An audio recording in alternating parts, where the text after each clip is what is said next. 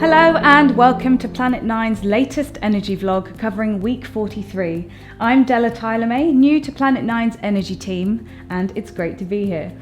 Well, the clocks went back on Sunday, which of course meant an extra hour in bed, but it also signals the start of winter in earnest. The prompt market had a strong start last week. The system imbalance price exceeded £500 per megawatt hour on Monday as low wind and high demand led to National Grid calling on Rock Savage Power Station in the balancing market at an eye-watering £1,000 per megawatt hour. However, as the week progressed, the wind gradually increased and suppressing any further price spikes.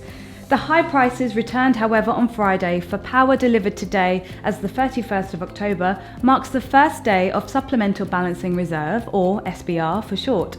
But more on that later. The fallout from last week's news from the French nuclear outages continued as further setbacks have shaken confidence in Europe's wholesale electricity markets. Traders have continued to push winter prices to new highs in anticipation of fresh outages and tight supply. The month-long rally intensified this week after the French nuclear safety watchdog, ASN, warned its probe into forged quality control reports would turn up more irregularities.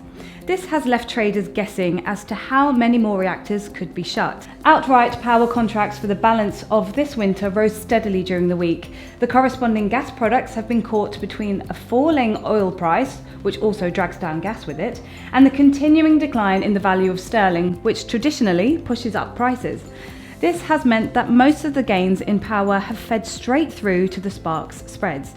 However, any nervousness remains contained within the winter as the following seasonal spark spread contracts finished the week largely unchanged. Finally, as I mentioned earlier, Monday marks the start of the third and final season of SBR measures.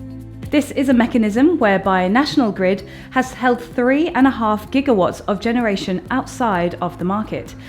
Used as a last resort if things get really tight during the months of highest electricity demand, these are old power stations that most likely would have closed without this intervention.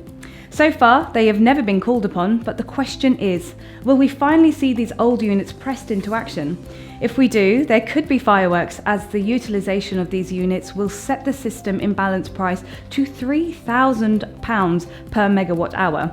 We will keep a close eye on this in the coming weeks. Exciting times indeed. If you have any comments, I would love to hear them. Just leave a reply below. And that's it. Have a lovely Guy Fawkes weekend next weekend. Bye.